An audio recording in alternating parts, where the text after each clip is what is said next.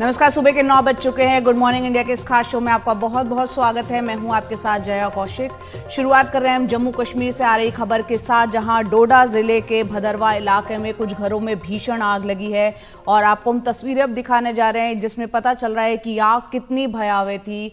आपको बता दें कि आग की ऊंची ऊंची लपटें यहाँ पर नजर आ रही हैं और प्रशासन के मुताबिक आग बुझाने की कोशिशें जारी हैं। तो वो तस्वीरें भी हम आपको दिखाएंगे जिस वक्त ये पूरी तरह से ये घर जो हैं वो जलते हुए दिख रहे थे। लेकिन आप देख सकते हैं, ये वो कुछ तस्वीरों में आप देख सकते हैं धुआं किस कदर निकल रहा है, आग लगी हुई दिख रही है। तो ये जो डोडा जिले के भदरवा इलाके में आग लगी है, घरों में ये भीषण आग लगी है और काफ़ी नुकसान यहाँ पर हुआ है। कुछ देर में हमारे सहयोगी नज़ीर मसूदी हमारे साथ जुड़ रहे हैं। हमारे साथ डोडा से जम्मू कश्मीर में क्या कुछ हुआ है उसके अपडेट के लिए नज़ीर हमारे साथ है। नज़ीर, ये बताएं ज़रा हमें कि किस तरह का इलाका है, आग लगने की वजह क्या लग रही है और क्या किसी तरह के नुकसान की खबर?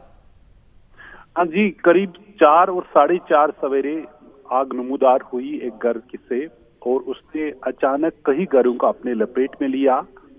जो इब्तिदाई इतलात है उसमें 8 घर पूरी तरह जल गए हैं इस आगजनी में। आग की होलनाक वाक़ात में फायर सर्विस को वहां बुलाया गया और वहां आग पे काबू पाने की कोशिश की गई और जो आखिरी इतला है आग पे तकरीबन काबू पाया गया है। कोई किसी जानी नुकसान की अभी इतला नहीं है। इन दिनों में जब सारा जो विंटर हो रहा है, इससे पहले ही कि कई आग की वारदातें हुई। हाल ही दिनों में डल लेक में आग की एक वारदात हुई जिसमें 3 टूरिस्ट मरे और कल वहां एक एक्सीडेंट भी डोडा के इलाके में हुआ और आज सवेरे ये भदरवा में ये एक गांव में आग लगी जिसमें 8 मकान जल गए हैं। कहा जाता है शॉर्ट सर्किट की वजह से ये आग लगी है, लेकिन शायद एक तहकीकात ही बता देगी कि आग की असल वजूहात क्या है। जी नज़ीर, ये तस्वीरें हम देख रहे हैं, बहुत ही भयावह तस्वीरें हैं। हम देख रहे हैं चारों तरफ सिर्फ आग ही आग नजर आ रही है। 8 घरों में भीषण आग लगी। ये आग कितने बजे लगी थी और अब फिलहाल क्या स्थिति? आज सवेरे 4 और 4:30 के बीच में कहा जाता है ये आग नमूदार हुई और उसने अचानक करीब 8 घरों को लपेट में लिया है। उनको बिल्कुल वो खाकसर हुए हैं और कहीं और घरों को भी डैमेज हुआ है। लेकिन उसी वक्त जो फायर सर्विस का अमला वहां पहुंचा और वहां आग बुझाने की कोशिश की गई। यह इलाका जो है ये माउंटेनस एरिया है, पहाड़ी इलाका है, वहां हर जगह पहुंचना इतना आसान नहीं है। जैसे कल हमने देखा कि वहां वो बस हादसा हुआ जिसमें 39 लोग मारे गए, 17 जख्मी हुए। तो वहां भी राहत के लिए पहुंचना जल्दी मुमकिन नहीं था क्योंकि बहुत पहाड़ी और दूर दराज इलाका ये है। और आज भी वहाँ जो फायर सर्विस जो लोगों को बता थोड़ी तो देर हुई लेकिन फायर सर्विस पहुंच गई और जितने आग पे काबू पाना था जल्द से जल्द मुमकिन होना था वो किया गया और कहा जाता है कि अब आग पे पूरा काबू पा लिया गया है। चलिए, ये एक राहत की बात यह है कि जब ये आग लगी उसके तुरंत बाद बहुत वक्त रहते फायर ब्रिगेड की गाड़ियां पहुंची। हालांकि आप तस्वीरों में देख सकते हैं जो 8 घर हैं डोडा में, वहां पर ये जो आग लगी, शुरुआती जानकारी के मुताबिक शॉर्ट सर्किट एक वजह बताई जा रही है।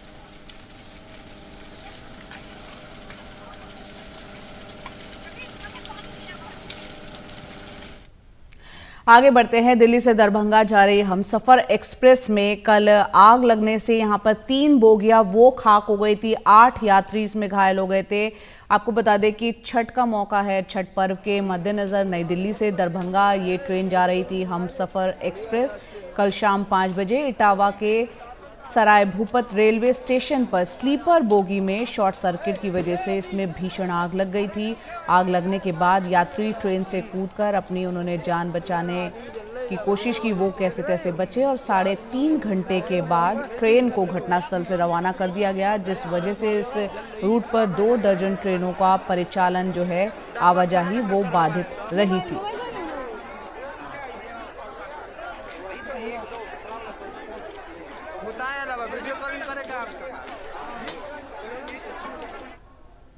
उत्तराखंड की खबर का रुख कर रहे हैं, जहां पर उत्तरकाशी के सिलक्यारा इलाके में जो सुरंग बन रही थी उसमें मलबा हटाने का काम अभी भी जारी है। 40 जिंदगियां अभी भी उनको बचाने की जंग एक तरह से जारी है। और यहाँ पर आप देख रहे हैं तमाम कोशिशें चल रही हैं। रविवार सुबह ये 5 साढ़े 5 बजे के करीब हादसा हुआ था। 4 दिन बीत गए हैं, 40 मजदूर इसके अंदर फंसे हुए हैं। इन मजदूरों को निकालने के लिए एक high power American organ machine सुरंग के अंदर फिट कर दी गई है। इस भारी भरकम विशालकाय मशीन को दिल्ली से हर्क्यूलिस C-130 विमान से यहाँ पर लाया गया है और जो 3 पार्ट में थी जिसे असेंबल करके काम यहाँ पर शुरू किया जा रहा है। इस बीच NHIDC के निदेशक अंशु मनीष ने कहा कि मजदूरों को बाहर निकालने में अभी और 50 घंटे लग सकते हैं। तो एक चुनौतीपूर्ण काम है और 40 जिंदगियां इस वक्त फंसी हुई हैं इस सुरंग के अंदर। इस बीच सुरंग में फंसे हुए मजदूरों से वॉकी टॉकी के जरिए बात हो रही है। एक पाइप के जरिए उन तक लगातार ऑक्सीजन, पानी, दवाइयां और खाने का सामान पहुंचाया जा रहा है। उत्तरकाशी में हमारे सहयोगी किशोर रावत लगातार वहां से ग्राउंड पर क्या रियलिटी है, क्या कुछ वो देख पा रहे हैं, वो रिपोर्ट भेज रहे हैं। देखते हैं उनकी एक रिपोर्ट। 96 घंटे से ज़्यादा 39 जिंदगियों को सिलक्यारा की टनल में फंसे हो गया है और लगातार जद्दोजहद चल रही है, निकालने का प्रयास कर रहे हैं। अलग अलग माध्यम से उनको अलग अलग तरीके से प्रयास किया जा रहा है। एक मशीन जो ऑगर बड़ी मशीन मंगाई थी वायुसेना के हरकुलिस विमान से, 3 पार्ट में वो मशीन आई थी, उसको इंस्टॉल कर दिया गया है। यहाँ पर अंदर अभी टनल में लगातार जो काम है उसको इंस्टॉल करके प्लेटफॉर्म तैयार कर दिया गया है। इसके अलावा जो महत्वपूर्ण चीज़ें हैं, जो उनकी सेहत की बात है, जो अंदर तमाम जो वो मज़दूर बैठे हैं उनकी सेहत के लिए उनको विटामिन्स की गोली दी जा रही है, उनसे बात की जा रही है, उनको भुने चने दिए जा रहे हैं, गीले चने दिए जा रहे हैं, दवाइयाँ दी जा रही है। इसके अलावा उनकी सेहत की हर 2 घंटे बाद जानकारी ली जा रही है। यहाँ पर ITBP के जवान तैनात है, यहाँ से आगे जाना बिल्कुल मना हो गया है। ये सामने मशीन है, ये अभी अंदर से होके आए हैं और अंदर से इन्होंने अभी यहाँ पर वर्क किया है। लगातार जो काम चल रहा है वो यही है, एक ही मकसद है सभी का यहाँ पे अब कि उन 40 जिंदगियों को बाहर निकाला जा सके। जो बड़ी मशीन है वो तेज़ी से ड्रिल करेगी और ड्रिल करके 900 mm के पाइप को अंदर फिट करेगी ताकि जो लोग हैं उनको बचाया जा सके। यही मकसद से लगातार 24 घंटे यानी पिछले अगर 96 घंटे की बात करें तो लगातार प्रयास किए जा रहे हैं और हर पल एक ही सबके मन में है कि कैसे उनको बाहर निकाला जा सके। सिलक्यारा टनल से NDTV इंडिया के लिए किशोर रावत। जो अंदर एक ऑगर मशीन है, जो बड़ी मशीन आई थी, उसके ये जो ब्लेड्स है, क्योंकि बाकी चीज़ें इंस्टॉल हो गई है, ये कटर है, ये अंदर यहाँ चलेंगे और ये मिट्टी को काटते हुए ये पाइप के बीच में फिट होंगे और ये काटते रहेंगे और मिट्टी इनके थ्रू पीछे जाती रहेगी।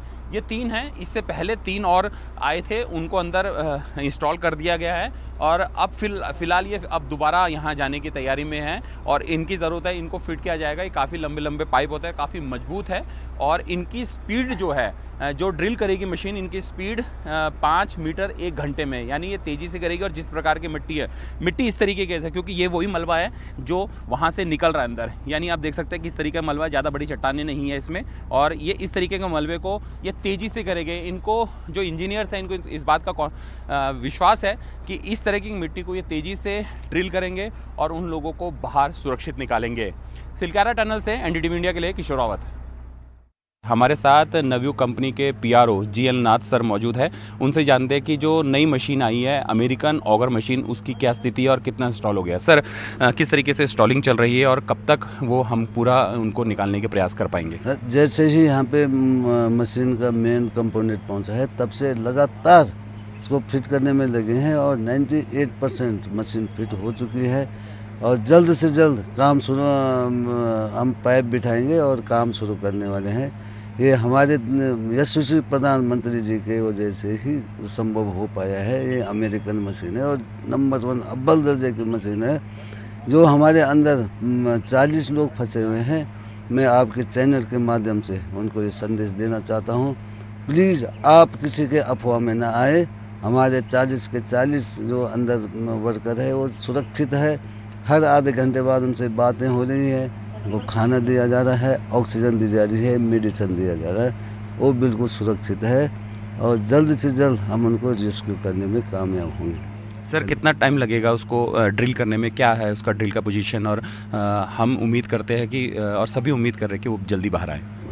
अब ये सर तो ज़मीनी हालत है, आगे कोई रोक आ सकते कुछ, वो तो हम एक्यूरेट टाइम तो हम बता नहीं सकते, पर यह है कि जल्द से जल्द वो रेस्क्यू हो जाए। उनको खाने में क्या क्या दिया जा रहा है? दवाइयाँ भी दी जा रही है, विटामिन?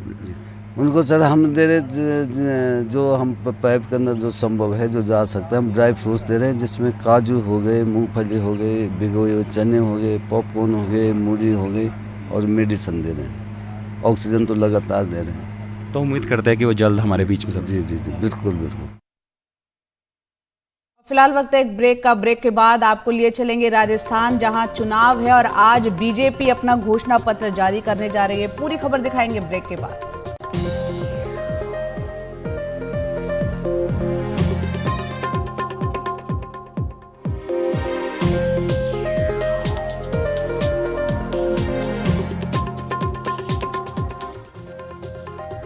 और अब बात करते हैं चुनावों की। राजस्थान में होने जा रहे चुनाव से पहले दोनों ही पार्टियां, बीजेपी और कांग्रेस ने अपनी पूरी ताकत यहां पर लगा दी है। आपको बता दें कि प्रधानमंत्री मोदी ने कल राजस्थान के बाड़मेर जिले में चुनावी रैली को संबोधित किया और इस दौरान उन्होंने कांग्रेस और अशोक गहलोत पर जमकर हमले किए। पीएम ने कहा कि कांग्रेस ने युवाओं को पूरी तरह से पेपर लीक माफिया के हवाले छोड़ दिया है। राजस्थान में परीक्षा हो लेकिन पेपर लीक ना हो, यह असंभव सा हो गया है। पीएम ने यहां पर लाल डायरी का भी जिक्र किया। पूरा राजस्थान कह रहा है, जा रही है कांग्रेस, आ रही है भाजपा। पूरे राजस्थान ने ऐलान कर दिया है,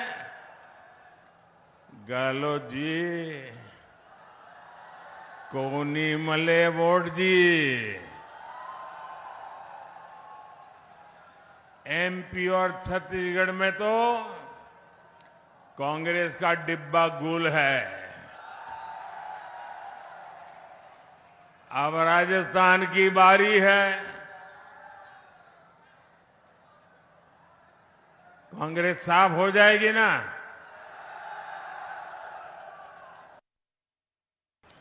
काले कारनामों की लाल डायरी के ही चर्चे थे, अब लाल डायरी खुलने लगी है। आपने पढ़ा कि नहीं पढ़ा? पढ़ा कि नहीं पढ़ा? वो तो कहते थे लाल डायरी फेक है, अब उन्हीं के अक्षरों में लाल डायरी बढ़ चढ़ करके बोल रही है। क्या ये लाल डायरी पढ़ने के बाद एक भी कांग्रेसी जीतना चाहिए क्या? और वहीं चुनावी तैयारियों में जुटे राजस्थान में मुख्यमंत्री अशोक गहलोत ने एक फोटो ट्वीट करके सियासी हलचल पैदा कर दी है। आपको बता दें कि मुख्यमंत्री अशोक गहलोत ने फोटो शेयर की जिसमें सचिन पायलट भी बैठे हुए हैं और ये वो फोटो है जो उन्होंने ट्वीट किया है। इस फोटो पर उन्होंने कैप्शन लिखा, एक साथ जीत रहे हैं फिर से कांग्रेस फिर से। तो गहलोत और पायलट के बीच चल रही दूरियों के एक लंबे दौर के बाद इस तस्वीर के एक बड़े सियासी मायने निकाले जा रहे हैं। कहा जा रहा है कि अशोक गहलोत ने चुनाव से पहले एक बड़ा सियासी संदेश दे दिया है। देखना ये होगा कि कर्नाटक में जिस तरह से सिद्धारमैया और डीके शिव कुमार के बीच जो तनातनी चुनाव से पहले आपसी एकता के तौर पर तस्वीरों के जरिए नजर आई थी, अब ये तस्वीर क्या वही एक उदाहरण पेश कर रही है? अशोक गहलोत और सचिन पायलट के बीच सब कुछ ठीक हो गया और क्या ये तस्वीर के जरिए जो संदेश देने की कोशिश की है अशोक गहलोत ने, उससे राजस्थान में क्या कांग्रेस को सियासी फायदा मिलेगा? वो कहते हैं ना कि मरता क्या नहीं करता। ये तस्वीर उसी बात की तस्दीक करती है। पिछले 3-3.5 सालों में राजस्थान के मुख्यमंत्री अशोक गहलोत को आपने कभी इतनी शिद्दत से सचिन पायलट को सुनते हुए नहीं देखा होगा, लेकिन चुनाव का भूत सर पर नाच रहा है तो मजबूरी ने संबंधों में मिठास ला दी। 5 साल पहले राजस्थान में कांग्रेस की जीत के बाद अशोक गहलोत ने सचिन पायलट से मुख्यमंत्री की रेस तो जीत ली, लेकिन सचिन पायलट का दिल नहीं जीत पाए, बल्कि दिलों में दरारें इतनी बढ़ गईं कि सचिन ने डिप्टी चीफ मिनिस्ट्री तक छोड़ दी। इसके बाद राजस्थान में भी मध्य प्रदेश कांग्रेस की कहानी दोहराए जाने की नौबत आ गई।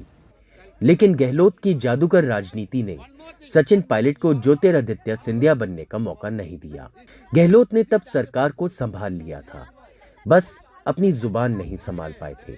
हम जानते थे कि निकम्मा है, नाकारा है, कुछ काम नहीं कर रहा है, खाली लोगों को लड़वा रहा है। मेरे साथ हो कि नहीं हो, मैं यहाँ बैंगन बेचने नहीं आया हूँ, मैं यहाँ कोई सब्जी बेचने नहीं आया हूँ, मैं मुख्यमंत्री बनाया हूँ। तय कर लो तुम, कल तो अशोक गहलोत के घर खड़े थे, परसों तुम AICC में CP जोशी के कमरे के बाहर खड़े थे। मैं कैसे विश्वास इस्तेमाल कर इस लैंग्वेज में वो 7 साल निकाले हैं। फिर भी राजस्थान में हमारा कल्चर ऐसा है, हम नहीं चाहते हैं कि दिल्ली में लगे कि राजस्थान में आपस में लड़ाई लड़ रहे हैं। एक शब्द किसी ने नहीं बोला उनके खिलाफ, इतना उनका मान सम्मान रखा। राजनीति का खेल ऐसा है कि कई बार बाहरी से कम अपनों से जंग ज्यादा होती है। अब देखिए ना कि सचिन पायलट को फूटी आग पसंद नहीं करने वाले गहलोत ने कुछ समय पहले कह दिया था कि उनकी सरकार को बीजेपी नेता और राजस्थान की पूर्व मुख्यमंत्री वसुंधरा राजे ने बचा लिया था। लेकिन अब चुनावी मैदान में करो या मरो के हालात बने तो गहलोत को पायलट की बात सुननी पड़ रही है। जो काम राहुल गांधी 5 साल की कोशिश से नहीं कर पाए, उसे वोट की मजबूरी ने करवा दिया। एनडीटीवी के पास ये पुख्ता खबर है कि दोनों जल्द ही एक चुनावी रैली को भी संबोधित करेंगे। यानी 25 नवंबर तक के लिए राजस्थान कांग्रेस के इन दोनों दिग्गजों के बीच युद्ध विराम हो गया है। लेकिन उसके बाद क्या होगा, शांति या संग्राम?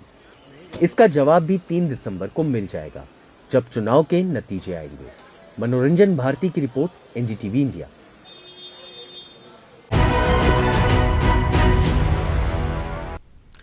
बात कर लेते हैं कर्नाटक की, जहां कद्दावर बीजेपी नेता येदियुरप्पा खुद तो चुनावी राजनीति से संन्यास उन्होंने ले लिया, लेकिन अपने बेटे विजेंद्र को कर्नाटक की राजनीति के केंद्र में लाकर खड़ा कर दिया है।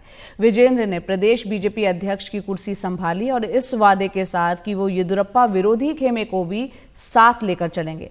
हालांकि इस मौके पर कई नेता मौजूद नहीं थे जिन्हें येदियुरप्पा विरोधी माना जाता है। लंबे अरसे बाद बीजेपी मुख्यालय पर रौनक दिखी।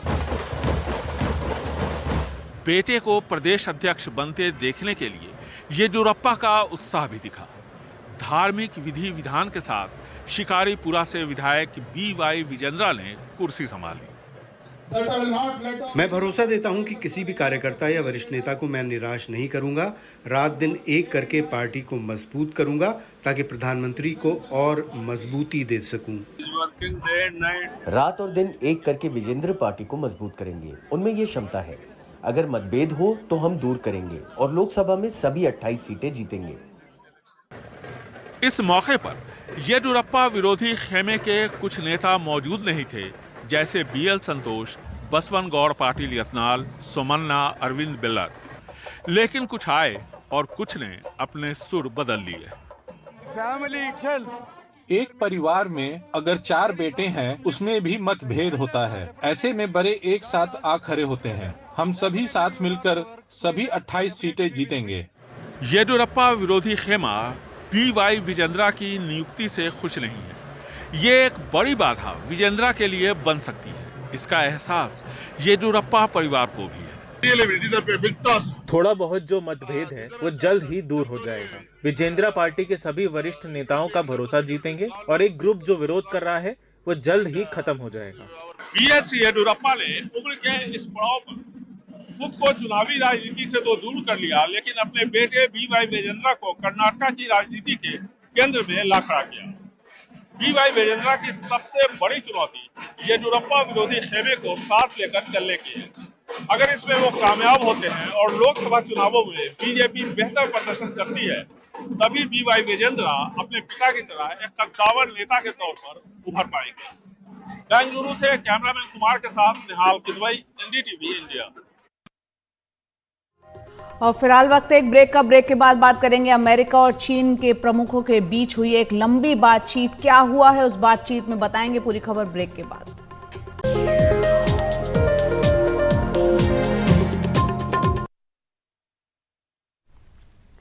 अमेरिकी राष्ट्रपति जो बाइडेन और चीन के राष्ट्रपति शी जिनपिंग के बीच अमेरिका में मुलाकात हुई है और ये मुलाकात 4 घंटे तक चली। आपको बता दें G20 के बाद दोनों नेताओं की ये पहली मुलाकात है।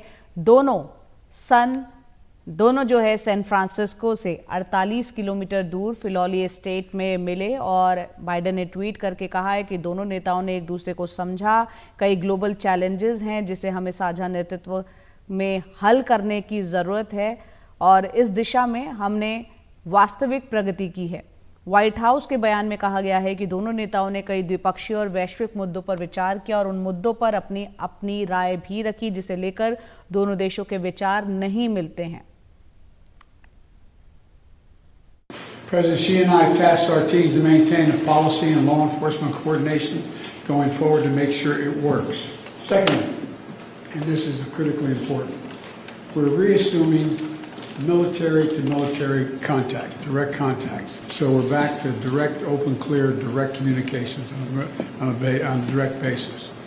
Vital miscalculations on either side can cause real trouble with a country like China or any other major country. And so I think we're made real progress there as well. और ये जो मुलाकात हुई उसके बाद एक और सवाल के जवाब में अमेरिकी राष्ट्रपति जो बाइडेन ने चीन के राष्ट्रपति शी जिनपिंग को फिर से डिक्टेटर कहा, तानाशाह कहा।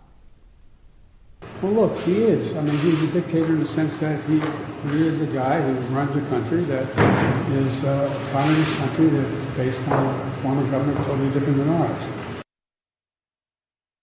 तो 4 घंटे लंबी जो है बातचीत हुई, मुलाकात हुई, उसमें क्या क्या डिटेल्स निकलकर सामने आई। कुछ देर पहले हमने हमारे सहयोगी उमाशंकर सिंह से बातचीत की और उन्होंने एक रिपोर्ट तैयार की है, वो देखते हैं। अमेरिका के राष्ट्रपति जो बाइडेन और चीन के राष्ट्रपति शी जिनपिंग की इस मुलाकात पर दुनिया की निगाह थी। दोनों बहुत बड़ी आर्थिक महाशक्ति है और दोनों देशों के संबंध दुनिया में बहुत सारी चीजें तय करते हैं। इसलिए इस मुलाकात के नतीजों को लेकर काफी एक उम्मीद थी और जानकारी ये आ रही है कि ये जो बातचीत है वो काफी सकारात्मक रही है। रिपोर्टर्स ने जब जो बाइडेन से पूछा कि बातचीत कैसी रही तो बाइडेन ने थम्स अप करते हुए कहा कि बातचीत अच्छी रही। हालांकि जो बाइडेन से जब पूछा गया कि क्या वे अब भी मानते हैं कि चीन के राष्ट्रपति जो हैं वो तानाशाह हैं, तो बाइडेन ने कह दिया कि हाँ वो तानाशाह हैं। अब चीन इसे किस रूप में लेता है ये तो आगे देखने की बात होगी, लेकिन फिलहाल इस मुलाकात में दोनों देशों के बीच कई अहम मुद्दों पर सहमति बनी है और जो सबसे बड़ी बात निकलकर सामने आई है वो ये कि दोनों देशों के बीच जो उच्च स्तरीय संवाद का संकट पैदा हो गया था, जो संवाद खत्म हो गया था, उसकी बहाली पर सहमति बनी है। बैठक के बाद प्रेस कॉन्फ्रेंस में जो बाइडेन ने कहा कि वे और शी इस बात पर सहमत हो गए हैं कि वे आपस में फोन पर बातचीत करेंगे, यानी कि अब जो दोनों नेता हैं वो आपस में किसी भी संकट के समय या किसी भी जरूरत के समय वो फोन उठाकर आपस में बात करेंगे। ये संवाद जो है वो खत्म हो गया था।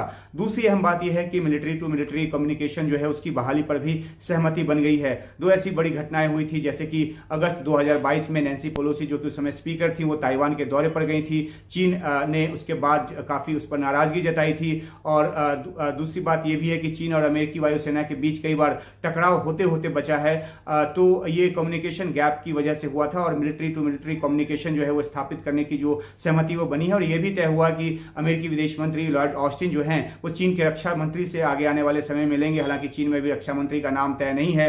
ली शांगफू के लापता होने के बाद उनको पद से हटा दिया गया था और इसके बाद से चीन में अभी नए रक्षा मंत्री का नाम सामने नहीं आया है। तो जब एक बार रक्षा मंत्री का नाम सामने आ जाता है तो अमेरिकी रक्षा मंत्री से उनकी मुलाकात होगी। एक अहम जो सहमति है वो एंटी ड्रग पॉलिसी को लेकर बनी है।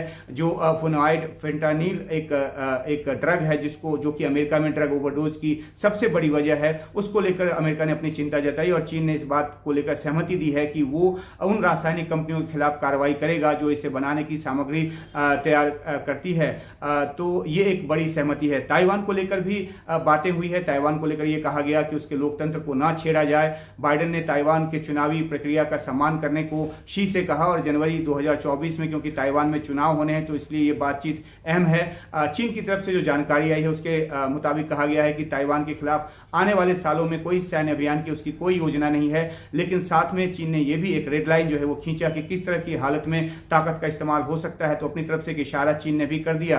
बाइडेन ने यह भी कहा कि कंपटीशन जो है वो कॉन्फ्लिक्ट में न बदले और ये चीन और अमेरिका को सुनिश्चित करना होगा, जिम्मेदारी से संबंधों को आगे बढ़ाना होगा।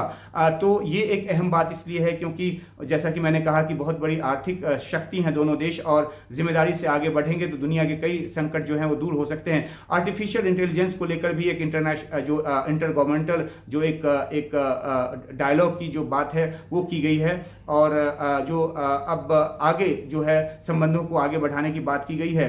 दुनिया की अर्थव्यवस्था जो है वो सुधर रही है, ये बाइडेन ने कहा, और अमेरिका चीन के जो द्विपक्षीय संबंध हैं दुनिया के लिहाज से काफी अहम है, दोनों पे बहुत बड़ी जिम्मेदारी है। तो इस करके संबंध अच्छे रहें तो इसका फायदा दुनिया को भी होगा, ये एक संकेत देने की कोशिश की गई है। दूसरी तरफ जो ग्लोबल टाइम्स है उसकी तरफ से जानकारी आई है कि आर्टिफिशियल इंटेलिजेंस पर इंटर गवर्नमेंटल डायलॉग स्थापित करने की एक सहमति बनी है। चीन अमेरिका में ड्रग निरोधी एक वर्किंग ग्रुप की स्थापना की बात हुई है। High level military to military communication की बहाली की बात भी हुई है, जैसा कि मैंने आपको बताया। रक्षा मंत्रालयों की मुलाकात की भी बहाली की बात की गई है, और चीन अमेरिका जो है कंसल्टेशन मैकेनिज्म बनाएंगे ताकि जो मैरीटाइम सिक्योरिटी है वो सुनिश्चित की जा सके।